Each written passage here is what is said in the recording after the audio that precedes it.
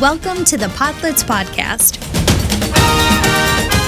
Hello, and welcome to episode 5 of the Podlets podcast, the podcast where we explore cloud-native topics, one topic at a time. This week, we're going to the root of everything. Money. No, I mean infrastructure. My name is Nicholas Lane, and joining me this week are Carlicia Campos. Hi, everybody. And Duffy Cooley. Hey, everybody. Good to see you again. So, how have you guys been? Anything new and exciting going on? So for me, this week it's been really interesting. There's an internal VMware conference called Radio, where we have a bunch of engineering teams across the entire company kind of get together and talk about the future of pretty much everything. And so I've been kind of sponging that up this week, and that's been really interesting, kind of talking about all the interesting ideas and fascinating new technologies that we're working on. Awesome. And Carlicia? My entire team is at Radio, which is in San Francisco, and I'm not. But I'm sort of glad I didn't have to travel. Yeah. Nothing too exciting for me this week. Last week I was on PTO, and that was great. And so this week I've just been kind of getting spun back up, getting back into the swing of things a bit. Were you spun back up with a script? Yeah, I was. With infrastructure as codes? Yes, absolutely. So this week on the Podlets podcast, we are going to be talking about cloud native infrastructure. Basically, I was interested in talking about this because we've spent some time talking about some of the different ways that people can use cloud native tooling, but I wanted to kind of get to the root of it. Like, where does your code live? Where does it run? What does it mean to create cloud native infrastructure? And so to start us off, we'll talk about the concept. So to me, cloud native infrastructure is basically any infrastructure tool or service that allows you to programmatically create infrastructure. And by that, I mean like your compute nodes, like anything running your application, your networking, so software-defined networking, storage, so Ceph, object store, that sort of thing. You can just spin them up in a programmatical and like contract way. And then, databases as well, which is very nice. And then I also kind of lump in anything that's like a managed service as part of that. So going back to databases, if we use like AWS, for instance, they have their RDS or RDB tooling that provides databases on the fly, and then they manage it for you. So those things, to me, are cloud native infrastructure. Duffy, what do you think? Yeah, I think it's definitely one of my favorite topics. I've spent a lot of my career working with infrastructure one way or the other, whether that meant racking servers in racks and doing it the old school way and figuring out power budgets and, dealing with networking and all of that stuff, or whether that meant, finally getting to a point where I have an API and my customers, when they come to me and they say, I need 10 new servers, I can be like, 1 second, and then run a little script and they have 10 new servers versus, having to order the hardware, get the hardware delivered, get the hardware racked, replace the stuff that was dead on arrival, kind of go through that whole process. And so, yeah, infrastructure, cloud native infrastructure or infrastructure as a service is definitely near and dear to my heart. Yeah. How do you feel about if you are an admin? So you work for VMware and you're a field engineer now. So you're basically a consultant. But if you were back in that role of an admin at a company and you had the company was practicing cloud native infrastructure things. And so basically what we're talking about is we go back to this theme of self-sufficiency a lot. I think we're going to be going back to this a lot too as we go through different topics. So mainly someone wants a server environment now, they can run an existing script that maybe you made it for them. But do you have concerns that your job is redundant now, that you can just one script can do a lot of your work? Yeah, so in the field engineering org, we kind of have this mantra that we're trying to automate ourselves out of a job. And I feel like anyone who's like really getting into cloud native infrastructure, that is the path that they're taking as well. So if I were an admin in a world that was like hybrid or anything like that, they had like on-prem or bare metal infrastructure and they had cloud native infrastructure, I would be more than ecstatic to take any amount of the administrative work of like spinning up new servers in the cloud native infrastructure away. Like if the people just need something where they can go click, click, click, I've got whatever services I need and they all work together because the cloud makes them work together. Awesome. That gives me more time to do other tasks that may be a bit more onerous or like less automated. So I would be all for it. So you're saying that if you are, because I don't want the admin people listening to this to stop listening and thinking, screw this. So you're saying if you're an admin, there will still be plenty of work for you to do? Yeah, there's always stuff to do, I think. And if not, then I guess, maybe it's time to find somewhere else to go. No. There was a really interesting presentation that really stuck with me when I was working for CoreOS, which was another infrastructure company. It was a presentation by our CTO, whose name is Brandon Phillips. And Brandon put together a presentation around the idea that every single day there are, so many thousand new users of the internet coming online for the first time. And that's, so many thousand people who are like going to be storing their photos there, getting email, doing all the things that we do in our daily lives with the internet.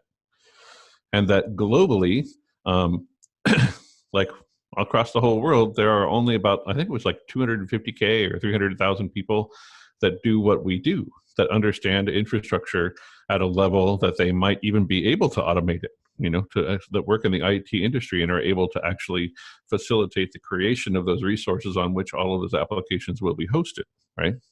This isn't even taking into account the number of applications per day that are brought into the internet or made available to users, right? I mean, like that in itself is a whole different thing. Like how many people are putting up new web pages or putting up new content or what have you every single day.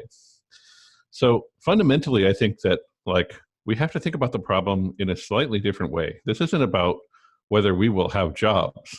It's about how, when we are so outnumbered, how do we as this relatively small force in the world handle the demand that is coming, that is already here today, right?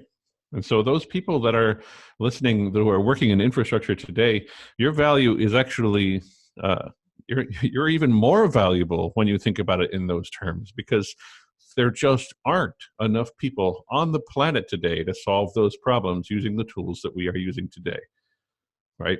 And so automation is king, and it has been for a long time, and it's not going anywhere, right? We need one person we need the people that we have to be able to actually support much larger numbers or bigger scale of infrastructure than they know how to do today, and that's the problem that we have to solve. Yeah, so totally.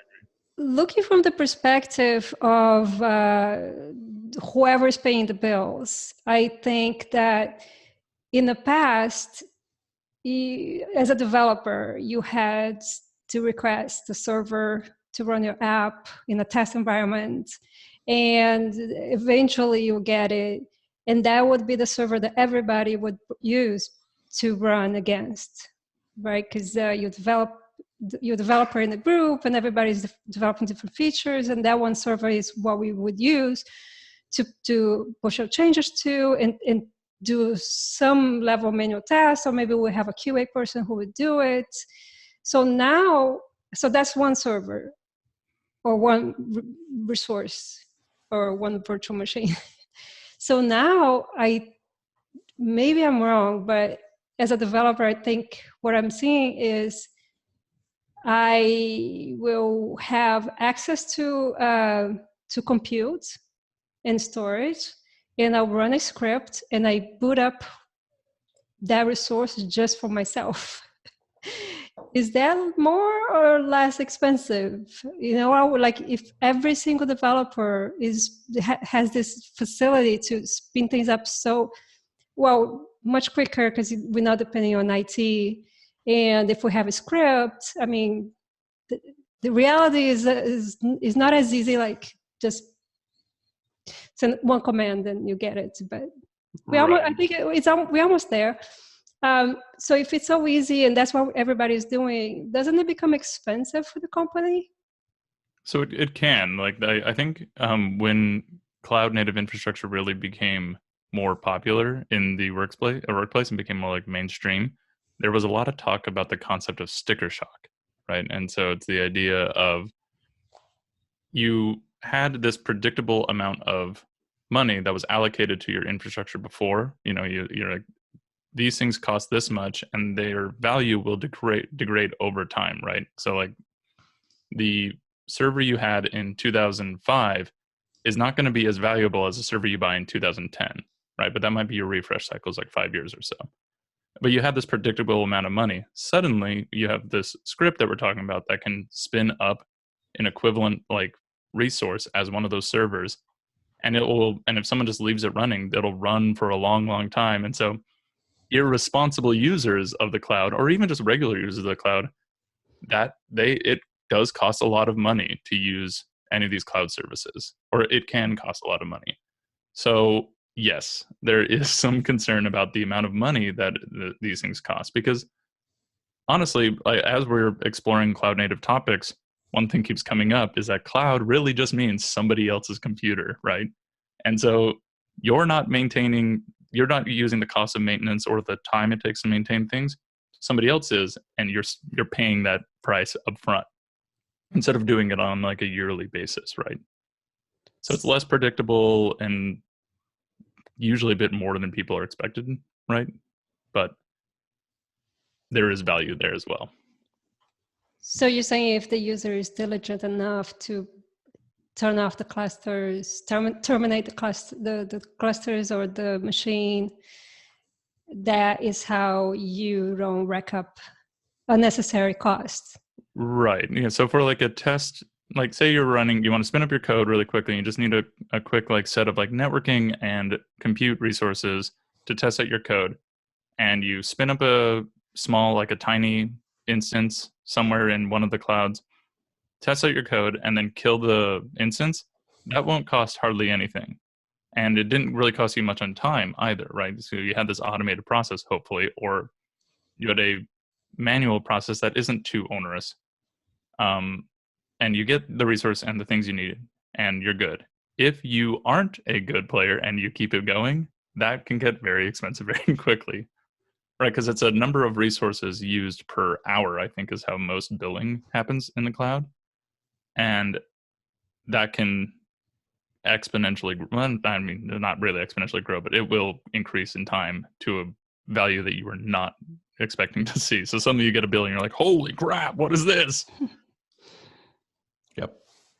I think it's also, I mean, this is definitely where things like orchestration come in, right? Because like, with the level of abstraction that like you get from things like Kubernetes or Mesos or some of these other tools, you're able to provide access to those resources in a more dynamic way with the expectation, and sometimes even the explicit contract, that those workloads that you deploy will be deployed on common equipment, allowing for things like bin packing, which is a pretty interesting term when it comes to infrastructure, and means that you can think of the fact that like for a particular cluster, I might have 10 of those VMs that we talk about having high value, and I have 10 of those running.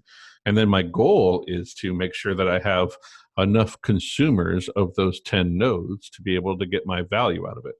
And so when I split up the environment such that every developer has a namespace, right, this gives me the ability to effectively oversubscribe those resources that I'm paying for in a way that will reduce the overall cost of ownership, or is not ownership, but maybe cost of operation for those 10 nodes. Yeah. So let's take a step back a little bit and go down like memory lane. When did you first hear about the concept of IaaS, or cloud native infrastructure, or infrastructure as code? Carlicia? I think in the last couple years, Yeah. same as pretty much coincided with when I started tuning into cloud native and Kubernetes. And I'm still not sure I understand the difference between, I'm expanding on your question. I'm sorry. No, it's okay. Go We ahead. can get back to it. I just want to throw it out there. I'm not clear on the difference between infrastructure as code for cloud native versus infrastructure as code for the cloud in general. Okay. Is there anything about cloud native that has different requirements and solutions? Or are we just talking about this is the cloud, but in the same applies for cloud native? Yes, I think that they're the same thing. So cloud, like infrastructure as code for the cloud, is inherently cloud native, right? So cloud native just means that whatever you're trying to do leverages the tools and the contracts that a cloud provides.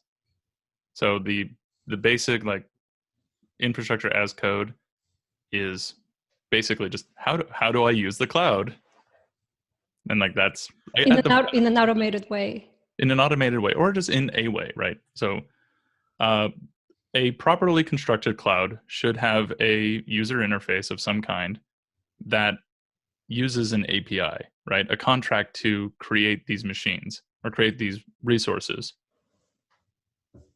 So that the way that it creates its own resources is the same that you create the resource if you programmatically do it, right? Mm-hmm. Using an orchestration tool like Ansible or Terraform. The API calls that it itself makes in its UI needs to be the same. And if we have that, then we have a well-constructed cloud native environment. Mm-hmm. Yeah, I agree. I agree with that. I think, from the perspective of cloud infrastructure or cloud native infrastructure, the goal is definitely to have, it relies on one of the topics that we covered earlier in our program around the idea of kind of API first or API driven being such an intrinsic quality of any cloud native architecture, right?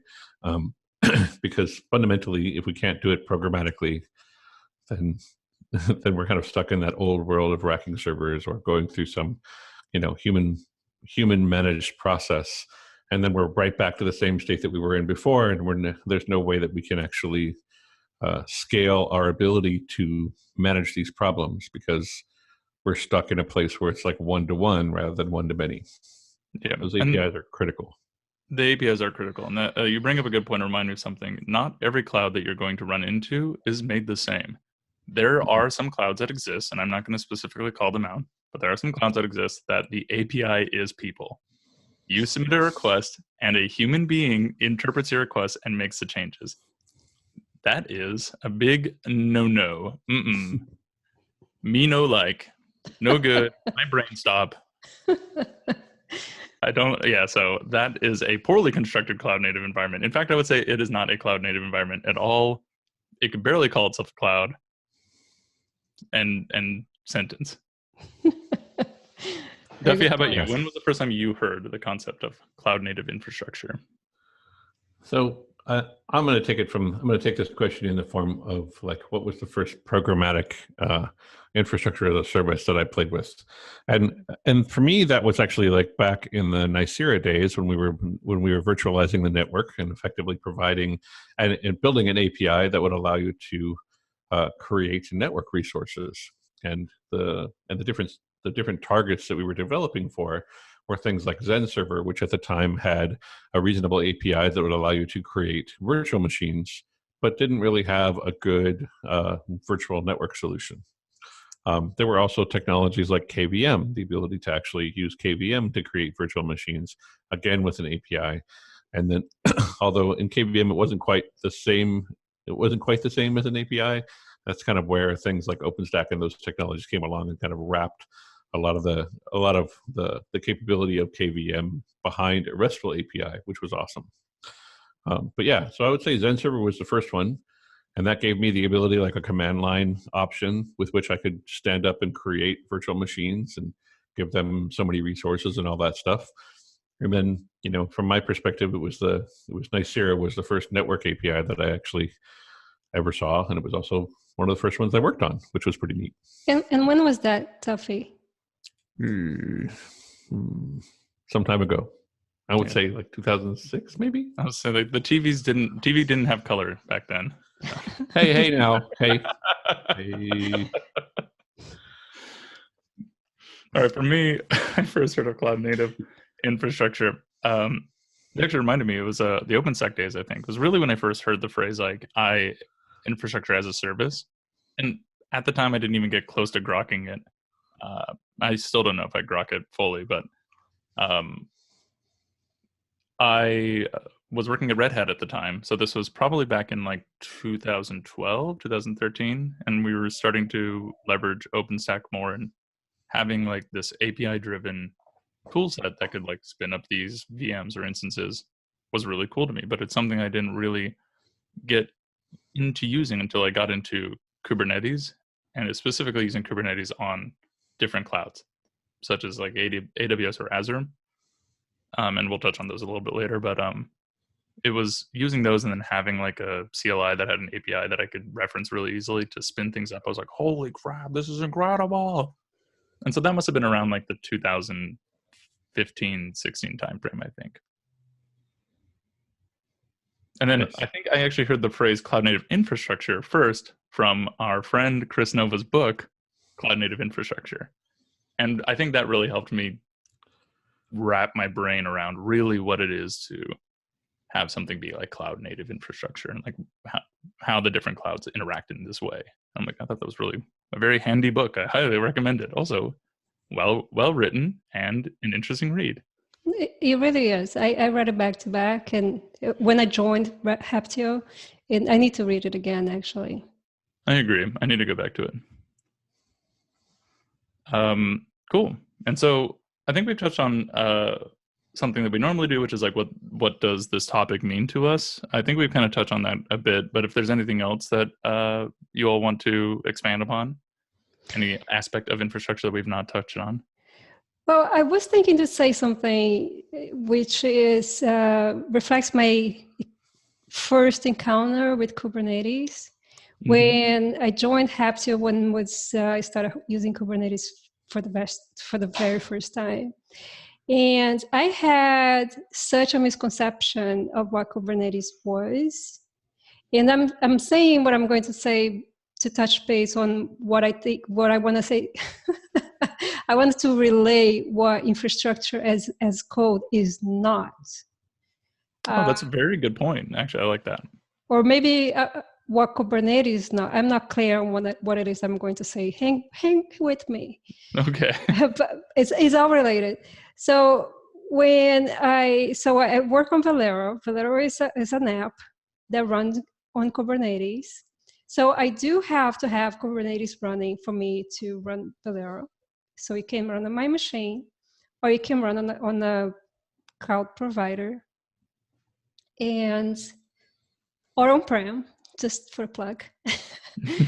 But for Kubernetes to run, I need to have a cluster running, not one instance, because I was used to I could bring up an instance or an instance or two. I've done this before. But bringing up a cluster, make sure that everything is connected, I was like, I've never done this. So when I started having to do that, I was thinking, I thought that's what Kubernetes did. Why do I have to bother with this? Isn't that what Kubernetes is supposed to do? Isn't it like just deploy Kubernetes and all of that gets done? And then I had that realization, that encounter with reality. No, I still have to put up my infrastructure. That doesn't go away because you're doing Kubernetes. Kubernetes is like this abstraction code that sits on top of that infrastructure. So now what? Okay, I can do it manually. Well, TGIK has a great episode where Joe goes and installs everything by hand. He does thing by every single thing, right? Every single step that you need to do, hook up the networking piece. It's brilliant. It really helps you visualize what happens when all of that stuff, all of that stuff is brought up. Because ideally, you're not doing that by hand, which is what we're talking about here. So I used, for example, CloudFormation on AWS with a template that Haptio also has in partnership with AWS. There is a template that you can use to bring up a cluster for Kubernetes, and everything's hooked up. The proper networking piece is there. And so you have to do that first. And then you have Kubernetes automatically installed as part of that template. But the take-home lesson for me was that I definitely wanted to do it using some sort of automation, because otherwise I don't have time for that. Nobody got time for that. Exactly. I got no time for that.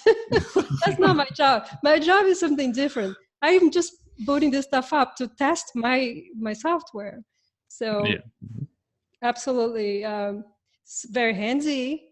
But for people who is not working with Kubernetes yet, I just wanted to clarify that there is a separation. And one thing is having your infrastructure in place, and then you have install Kubernetes on top of that, and then you might have your application running in Kubernetes, or you can have an external application that interacts with Kubernetes. So as an extension of Kubernetes, right? Which is the project that I work on. Yep. So kind of what, that's a good point. It's something we should dive into, and I'm glad that you brought this up actually. That's a good example of a cloud native application using the cloud native infrastructure. And Kubernetes does a pretty good job of that all around. And so the idea of Kubernetes itself is a platform. So you have a platform as a service. That's kind of what you're talking about, which is if I just need to spin up a Kubernetes, and then boom, I have a platform. And that comes with the infrastructure part of that. And so there are more and more of these managed Kubernetes offerings that are coming out that facilitate that function. And those are an aspect of cloud native infrastructure. Those are the managed services that I was referring to, where the administrators of the cloud are taking it upon themselves to do all that for you and then manage it for you. And I think that's a very great offering for people who just don't want to get into the weeds or don't want to worry about the management of their applications. Some of these, for instance, databases, these managed services are an awesome tool. Yeah. And going back to Kubernetes a little bit as well, it is a great show of how a cloud native application can work with the infrastructure that it's on. So for instance, in Kubernetes, if you spin up a service of type load balancer and it's connected to a cloud properly, the cloud will create that object inside of itself for you, right? So a load balancer in AWS is an ELB.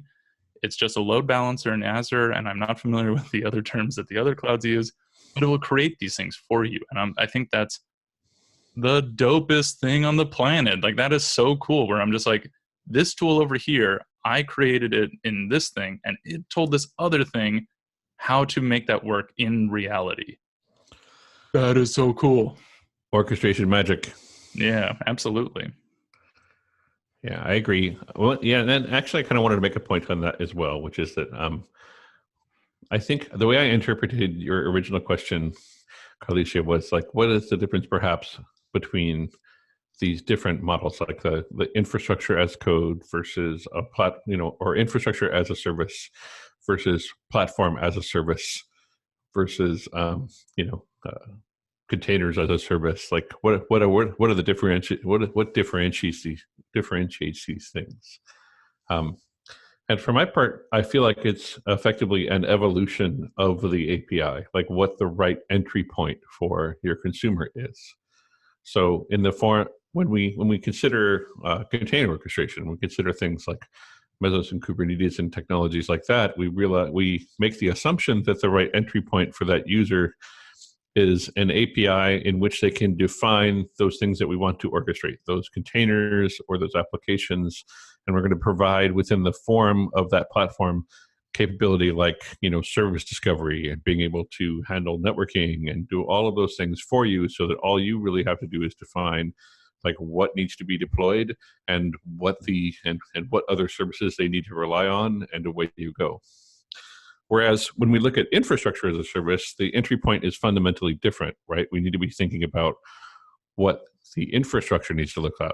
Like I might ask an infrastructure as a service API how many machines I have running and what networks they are associated with, and how much memory and disk is associated with each of those machines.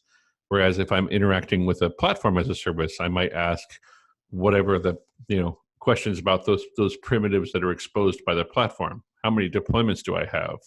What namespaces do I have access to? How many pods are running right now versus how many I asked that would be running.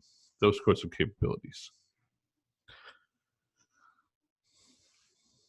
Very good point. And yeah, I'm glad that we explored that a little bit. A cloud native infrastructure is not nothing, but it's close to useless without a properly leveraged cloud native application of some kind. Truth. These APIs all the way down give you this true flexibility and like the real functionality that you're looking for in cloud. Because like as a developer, I don't need to care how the networking works or where my storage is coming from or where these things are actually located, what the API does, any of these things. I want someone to do it for me, and an API does that. Success. And that's what cloud native infrastructure gets you. Speaking of that, the things that you don't care about, what was it like before cloud? What did we have before cloud native infrastructure? The things that came to mind are things like vSphere. I think vSphere is a bridge between the bare metal world and the cloud native world. And that's not to say that vSphere itself is not necessarily cloud native, but there are some limitations. What is vSphere? vSphere is a tool that VMware has created a while back. I think it premiered back in 2001 timeframe. And it was a way to predictably create and manage virtual machines. So a virtual machine being a kernel that sits on top of a kernel inside of a piece of hardware. So is vSphere to virtual machines where Kubernetes is to containers? Not quite the same thing, I don't think, because fundamentally the underlying technologies are very different. Another way of explaining the difference, that kind of that history is, back in the day, like 2090s, even currently, like what we have is we have a layer of people who are like involved in dealing with physical hardware. They rack 10 or 20 servers, and before we had orchestration and virtualization and any of those things, we would actually be installing an operating system and applications on those servers. And those servers would be web servers, and those servers would be database servers, and they would be a physical machine dedicated to a single task like a web server or a database. Where vSphere comes in, and Zen server and KVM and those technologies, is that we think about this model fundamentally differently. Instead of thinking about it like one application per physical box, we think about each physical box being able to hold a bunch of these virtual boxes that look like virtual machines, right? And so now those virtual machines are where we put our application code. I have a virtual machine that is a web server. I have a virtual machine that is a database server. I have that level of abstraction. And the benefit of this is that I can get more value out of those hardware boxes than I could before, right? Before I would have to buy one box for one application. Now I can buy one box for 10 or 20 applications. When we take that to the next level, when we get to container orchestration, we realize, maybe I don't need the full abstraction of a machine.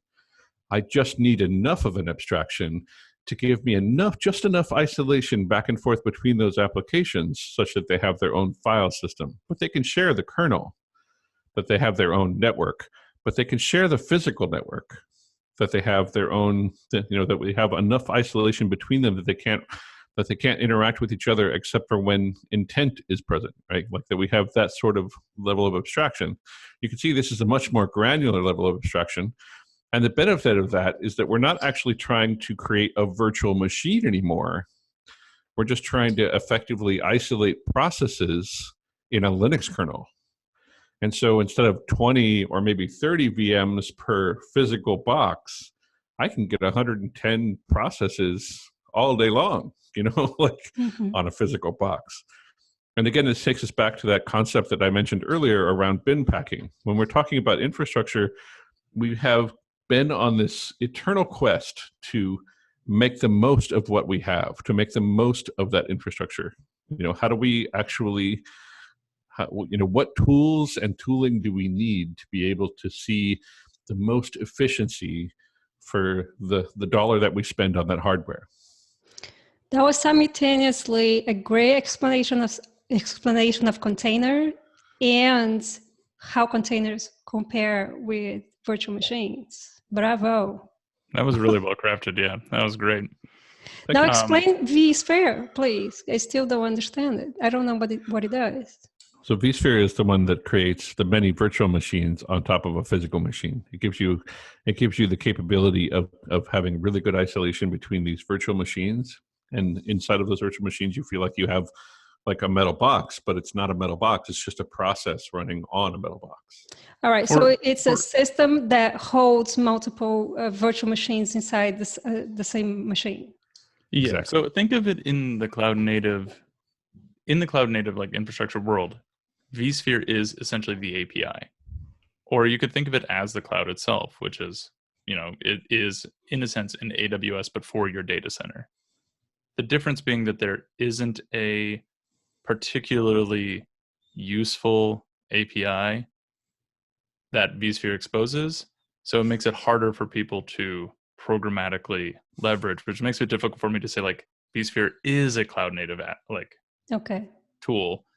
It's a great tool, and it has worked wonders and still works wonders for a lot of companies throughout the years. But I would hesitate to lump it into a cloud native functionality. So prior to cloud native or infrastructure as a service, we had these tools like vSphere, which allowed us to make smaller and smaller VMs, or smaller and smaller compute resources on a larger compute resource. And kind of going back to something we're talking about, like containers and how you spin up these processes. Prior to things like containers, and in this world of VMs, a lot of times what you would do is you would create a VM that had your application already installed into it. It was kind of burnt into the image, so that when that VM stood up, it would spin up that process. So that would be the way that you would start processes. The other way would be through orchestration tools similar to Ansible, but they existed prior to Ansible, that essentially just ran SSH on a number of servers to start up these processes. And that's how you'd get distributed systems prior to things like cloud native and containers. Makes sense. And so before we had vSphere, before we had Zen Server, before we had virtual machine automation, which is what these tools are, virtual machine automation, we had bare metal. We just had Joe's like Duffy and me cutting our hands on, rack equipment. It's a server was never installed properly unless my blood was on it, essentially. Because they're heavy and it's all metal and it's sharp in some capacity. And so you would inevitably squash a hand or something.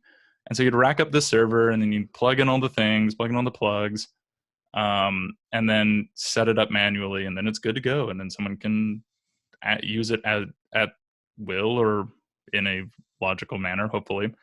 And that's what we had to do before. It's like, oh, I need a new compute resource. Okay, well, let's call Circuit City or whoever. Let's call Newegg and get a new server in, and there you go. And then there's a process for that. And yeah, thank God I'm not dying of blood loss anymore. and still a lot of companies are using bare metal as yes as a metal, of course. But the thing, sorry. No. Go ahead. Which brings up another question, if one would want to ask, which is it worth it these days to run bare metal if you have the clouds, right? One example is we see companies like Uber, Lyft, all of these super high volume companies using public clouds, which is to say, paying another company for all that data, traffic of data, storage of data, and compute, and security and everything.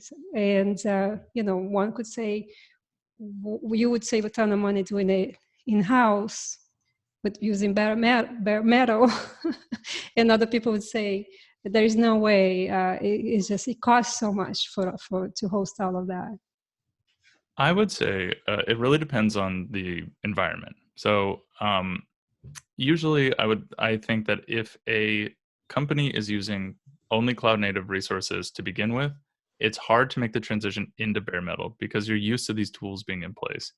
A company that is more familiar, like they came from a bare metal background and moved to cloud, they may leverage both in a hybrid fashion well because they should have tooling, or they can now create tooling that can make it so that their bare metal environment can mimic the functionality of a cloud native platform.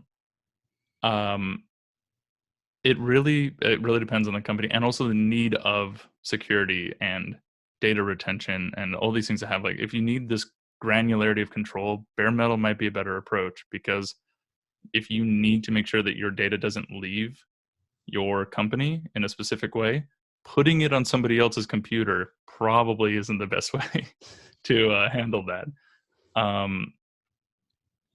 Or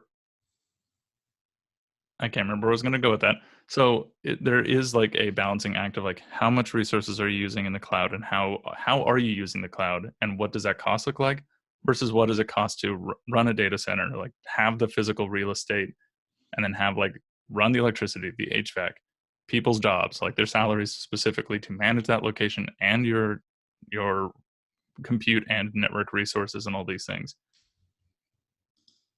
That is a question that each company will have to ask. There's no like hard and fast answer, but for many smaller companies, something like the cloud is better because you don't have to like think about all these other costs associated with running your application.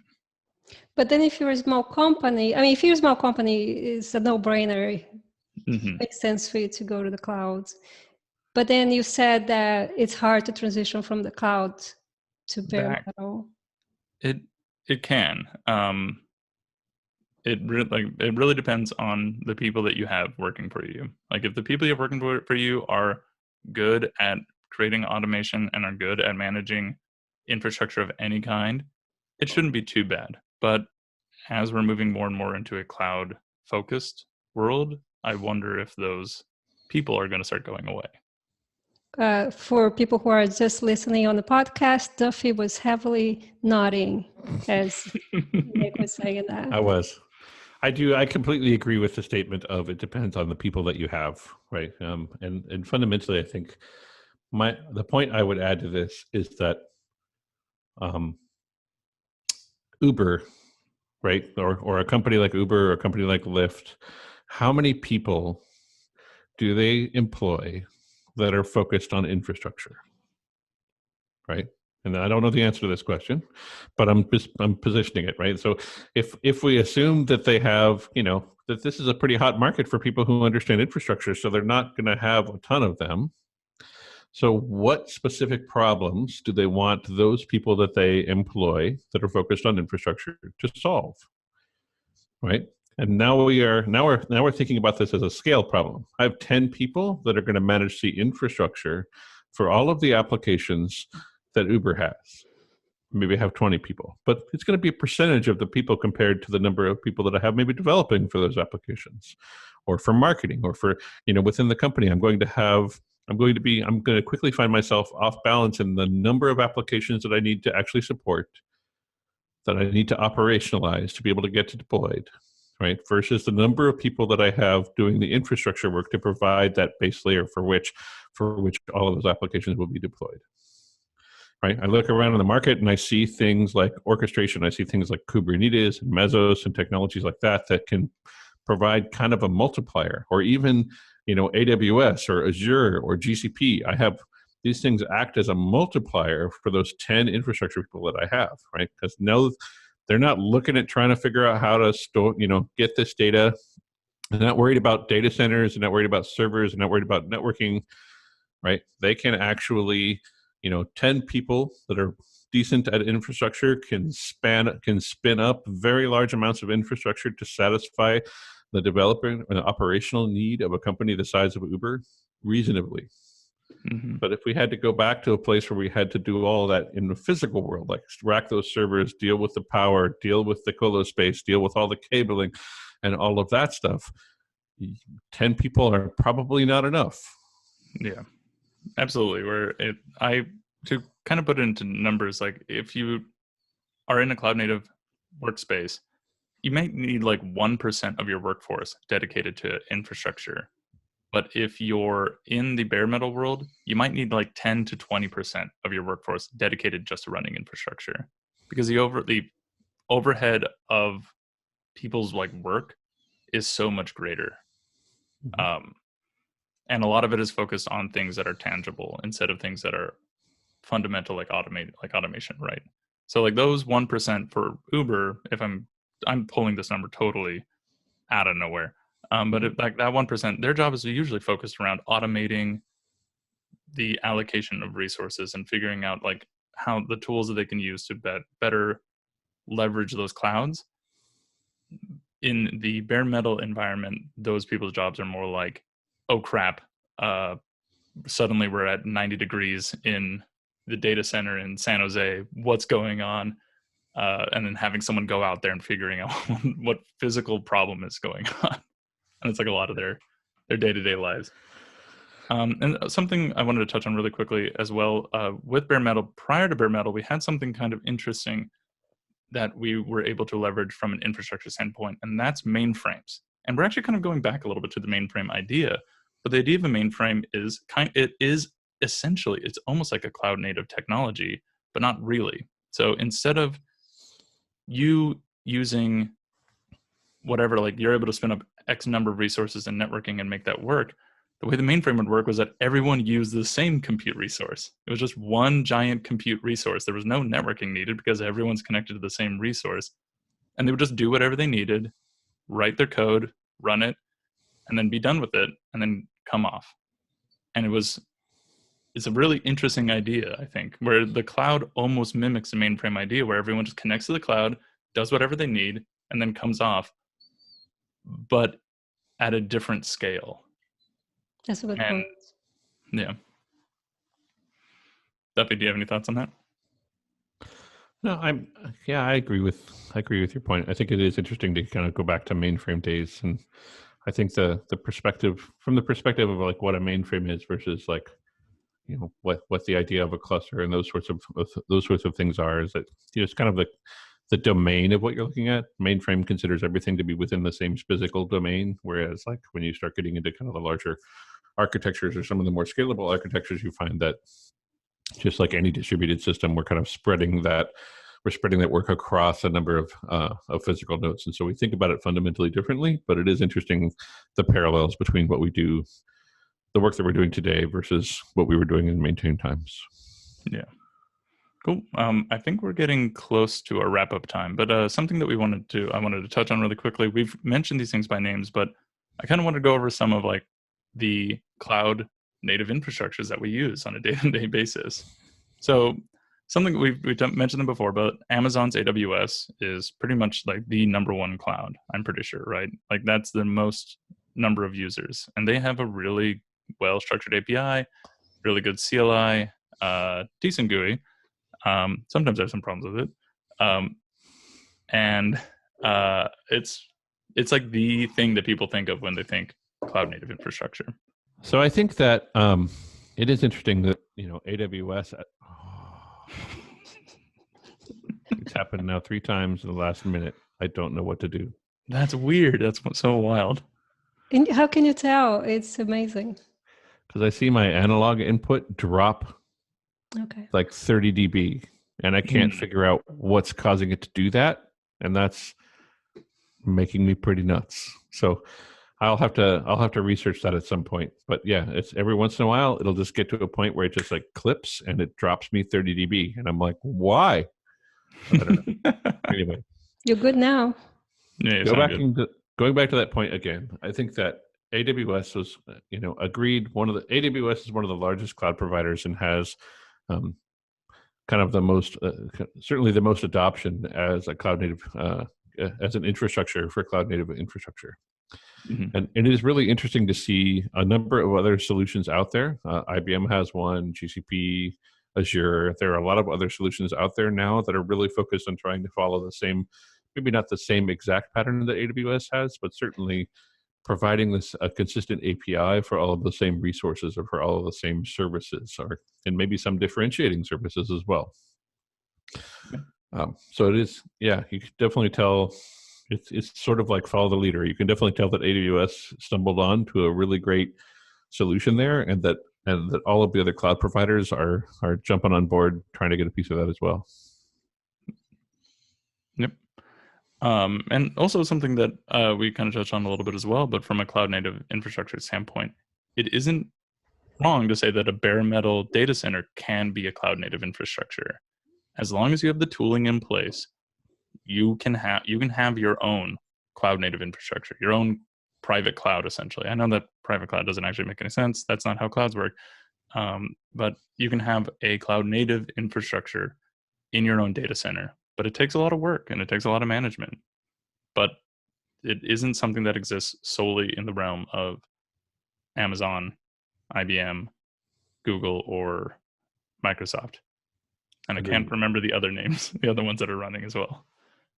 Yeah, agreed. And actually, one of the questions that you asked, Carlisha, earlier that I didn't get a chance to answer was like, do you think it's worth running bare metal today? And in my opinion, the answer will always be yes, right? There's always especially as we think about, like, if the line that we draw in the sand is container isolation or container orchestration, then there will always be a good reason to run on bare metal to basically expose resources that are available to us against a single bare metal instance, things like GPUs or other physical resources like that. Or maybe we just need really, really fast disk, and we want to make sure that we provide those containers access to SSDs underlying. And there are many, and there is technology certainly introduced by VMware that expose real hardware from the underlying hypervisor up to the virtual machine where these particular containers might run. But the question, I think I always kind of come back to the idea that when thinking about those levels of abstraction that provide access to resources like GPUs and those sorts of things, you kind of have to consider that simplicity is king here, right? Like as we think about the different fault domains and the failure domains, as we're coming up with these sorts of infrastructures, we have to think about what it would look like when they fail, or how they fail, or how we actually go about allocating those resources for particular machines. And that's where I think that bare metal and technologies like that are not going away. I think they'll always be around. But to Nick's point, and I think as we covered pretty thoroughly in this episode, having an API between me and the infrastructure is not something I'm willing to give up. I need that to be able to actually to solve my problems at scale, even reasonable scale. Yeah. You mean you don't want to go back to the battle days of Nope. Our telnetting into a Juniper switch and setting up your not IP tables, it was your IP conf commands. Did you just say telnet, Nick? I said telnet, yeah. Or serial connect into a nice. Yeah. Anyway, excellent. Thank you. All right. I think that pretty much covers it from cloud native infrastructure. Do you all have any thoughts, finishing thoughts on the topic? No, this was great. Very informative. Yeah, I had a great time. This is a topic that I very much enjoy. Things like Kubernetes and the cloud native infrastructure that we exist in is always what I wanted us to get to. Like when I was in university, I'm like, oh man, someday we're going to live in a world with virtual machines. And I didn't even have the idea of containers, but people can really easily deploy applications. I was amazed that we weren't there yet. And I'm so happy to be in this world now. Not to say that I think that we need to stop improving. Of course not. we're not at the end of the journey by far, but I'm so happy we're at where we're at right now. As a developer, I have to say I am too. And I had this thought in my mind as we having this conversation that I am so happy that we are where we are. And I think, well, obviously not everybody is there yet. And but as people start practicing the cloud native development, they will come to realize what it is that we're talking about. I mean, I said before, I remember the days when for me to get access to a server, I had to file a ticket, wait for somebody to approval. Maybe I wouldn't get an approval. And when I say me, I mean my team, or one of us would do the request. And, then you had that server and everybody was pushing to the server, like the main version of our app. Maybe it would run, like every day we will get a fresh copy. Now, the way it is now, I don't have to depend on anyone. And yes, it is a little bit of work. I do have to run a script and put up the clusters, but it's so good that it's all for me. Yeah, exactly. I am selfish that way. No, seriously, it's like I don't have to wait for a code to merge and be pushed. It's my code that's right there, sitting on my computer. I am pushing it to the cloud. Boom. I can test it. Some things I can test it on my machine, but some things I can't. So like when I'm dealing with volume, I have to push it to the cloud provider. It's amazing. It's so, I don't know, I feel very autonomous, and that makes me very happy. Totally agree. For that exact reason, like, testing things out, maybe something isn't ready for somebody else to see. It's not ready for prime time. So I just need something really quick to test it out. But also for me, I am the avatar of unwitting chaos, meaning basically everything I touch will eventually blow up. So it's also nice that whatever I do that's weird isn't going to affect anybody else either. And that's great. Blast radius is amazing. All right. So I think that pretty much wraps it up for the Cloud Native Infrastructure episode.